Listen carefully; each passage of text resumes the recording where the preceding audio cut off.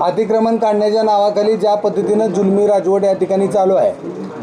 अनेक सुशिक्षित बेरोजगार तरुणींचे संसार या ठिकाणी उद्ध्वस्त करण्याचं काम चालू आहे, जे प्रशासनाकडनं झालेलं आहे त्याचा मी जाहीर निषेध करतो। जे छोटे मोठे व्यवसाय मेन रस्त्याला अडथळा करणार असतील ते काढण्याबद्दल आमचं कुठलाही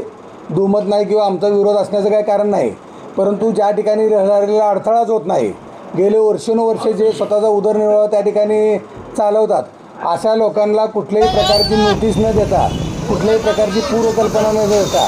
त्यांचे त्या ठिकाणी उद्योग व्यवसाय नासधूस करून लाखो रुपयांचं हजारो रुपयांचं नुकसान केलं, त्याबद्दल मी या ठिकाणी निषेध करतो।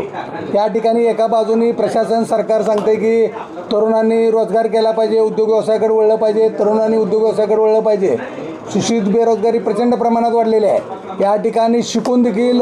नोकऱ्या मिळत नाहीत आणि मग या ठिकाणी व्याजाने कर्जाने पैसे काढून त्या ठिकाणी छोटे मोठे उद्योग उभा करण्याचं काम या ठिकाणी तरुणींनी केलेलं आहे।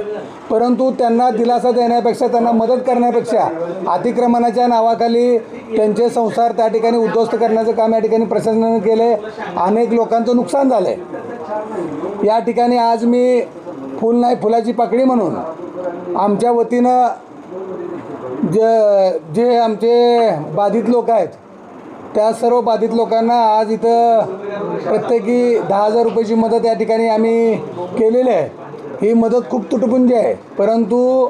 गेले 2-3 दिवस त्यांचे उदरनिर्वाह बंद पडल्यामुळं, उदरनिर्वाहाची साधनं प्रशासनाने बंद केल्यामुळं त्या ठिकाणी त्यांना खायची देखील भ्रांती झालेली आहे आणि म्हणून त्यांना तातडीची मदत म्हणून आज या ठिकाणी मी प्रत्येकी 10,000 रुपयाची मदत केली आहे। त्या लोकांना निश्चितपणे परत उद्योग व्यवसाय उभा करण्यासाठी ज्यांना काय भांडवल लागेल ते त्यांना कर्जाच्या स्वरूपामध्ये मदत करण्याचं देखील त्या ठिकाणी मी त्यांना सांगितलेलं आहे।